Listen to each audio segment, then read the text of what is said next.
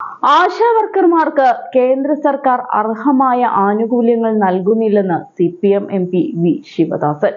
സമരവേദിയിൽ ആശാവർക്കർമാരെ കാണാനെത്തിയ കേന്ദ്രമന്ത്രി സുരേഷ് ഗോപി അവരെ കബളിപ്പിച്ചുവെന്നും രാജ്യസഭയിൽ നടത്തിയ പ്രസംഗത്തിൽ അദ്ദേഹം പറഞ്ഞു. പ്രതിമകൾക്കായി ആയിരക്കണക്കിന് കോടി രൂപ ചിലവഴിക്കുന്ന BJP സർക്കാരുകൾ ആരോഗ്യ മേഖലയെ തഴയുകയാണ്.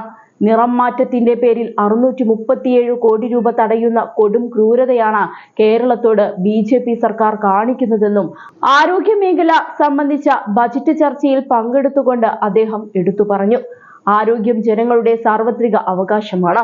പക്ഷേ ദുഃഖകരമെന്ന് പറയട്ടെ, വൈദ്യ ചികിത്സയുടെ അഭാവം മൂലം ഏറ്റവും കൂടുതൽ കുട്ടികൾ മരിക്കുന്ന രാജ്യം ഇന്ത്യയാണ്. ശരിയായ വൈദ്യസഹായം ലഭിക്കാത്തതിനാൽ പ്രസവ സമയത്ത് മരിക്കുന്ന അമ്മമാരുടെ എണ്ണം ഏറ്റവും കൂടുതലുള്ള രാജ്യവും ഇന്ത്യയാണ്. എന്നിട്ടും കേന്ദ്ര സർക്കാർ പൊതുജനാരോഗ്യത്തിനായി ചിലവഴിക്കുന്നത് വളരെ തുച്ഛമായ തുകയാണ്. 2014-15 വർഷത്തിൽ കേന്ദ്ര സർക്കാരിന്റെ ആരോഗ്യ ബജറ്റ് GDP-യുടെ 0.31%.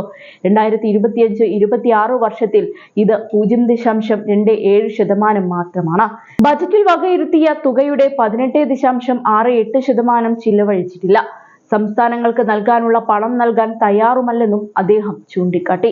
GDP-യുടെ ശതമാനമായി ആരോഗ്യ മേഖലയിലെ സർക്കാർ ചിലവിന്റെ കണക്ക് നോക്കിയാൽ US-ൽ 13.9%, ജർമ്മനി 10.1%, UK 8.9%, കാനഡ 7.9% എന്നിങ്ങനെയാണ് സർക്കാരുകളുടെ ആരോഗ്യ ചിലവുകൾ.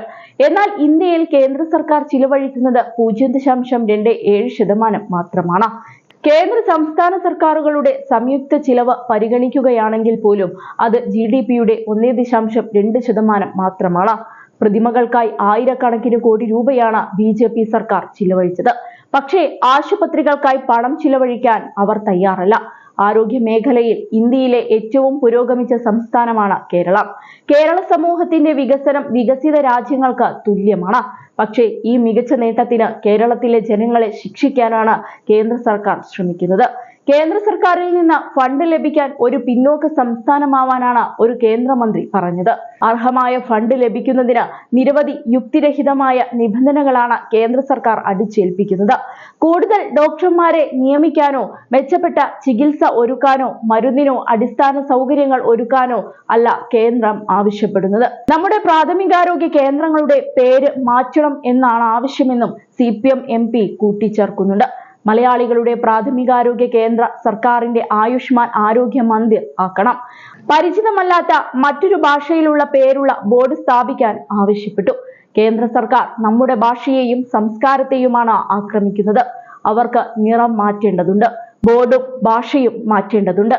എന്നാൽ ആശുപത്രിയിലെ സ്കാനിംഗ് മെഷീനുകളോ എക്സ്റേ മെഷീനുകളോ മാറ്റുന്നതിന് പണം നൽകാൻ അവർ തയ്യാറല്ല. പേരുമാറ്റലും നിറം മാറ്റലും BJP-യുടെ ഹോബിയാണ്. നിറം മാറ്റത്തിന്റെയും പേരുമാറ്റത്തിന്റെയും പേരിൽ അവർ 637 കോടി രൂപയാണ് തടഞ്ഞു വെച്ചിരിക്കുന്നത്. ഇത് കേരളത്തിലെ ജനങ്ങളോട് കാണിക്കുന്ന കൊടും ക്രൂരതയാണ്. ഇതുവരെ എയിംസിനുള്ള കേരളത്തിന്റെ അഭ്യർത്ഥന അവർ പരിഗണിച്ചിട്ടില്ല. ഇന്ത്യയിൽ ധാരാളം പ്രാഥമികാരോഗ്യ കേന്ദ്രങ്ങൾ ആവശ്യത്തിന് ഡോക്ടർമാരും നഴ്സുമാരും ഇല്ലാതെ പ്രവർത്തിക്കുന്നു. സംസ്ഥാന സർക്കാർ ആശുപത്രികൾ ഉൾപ്പെടെയുള്ള സർക്കാർ ആശുപത്രികളിലെ ഡോക്ടർമാരുടെ എണ്ണത്തെക്കുറിച്ച് ഞാൻ ഒരു ചോദ്യം ചോദിച്ചു. പക്ഷേ അവരുടെ പക്കൽ ഡാറ്റ ഇല്ല എന്ന മറുപടിയാണ് അവർ നൽകിയത്. ഡാറ്റയില്ലാതെ അവർക്ക് എങ്ങനെ നയം രൂപീകരിക്കാൻ കഴിയും? ആശാവർക്കർമാർ കേന്ദ്ര സർക്കാരിൽ നിന്ന് ഇൻസെന്റീവ് വർദ്ധിപ്പിക്കണമെന്ന് ആവശ്യപ്പെടുന്നു. ഇപ്പോൾ അവർ ആശാവർക്കർക്ക് 1200 രൂപ മാത്രമേ നൽകുന്നുള്ളൂ. ആശാവർക്കേഴ്സിനെ തൊഴിലാളികളായി കണക്കാക്കുന്നില്ല. ഒരു കേന്ദ്രമന്ത്രി ആശാവർക്കേഴ്സിന്റെ സമരത്തിൽ പങ്കെടുക്കുകയും അവരെ വഞ്ചിക്കുകയും ചെയ്തു. കേരള സർക്കാർ ആശാവർക്കേഴ്സിന് ഏറ്റവും ഉയർന്ന ഓണറേറിയം നൽകുന്നു.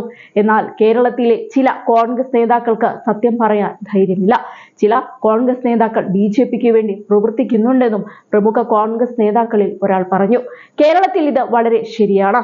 അവർ BJP-യെ വാലായി നിൽക്കുകയാണെന്നും വി ശിവദാസൻ MP തുറന്നടിച്ചു.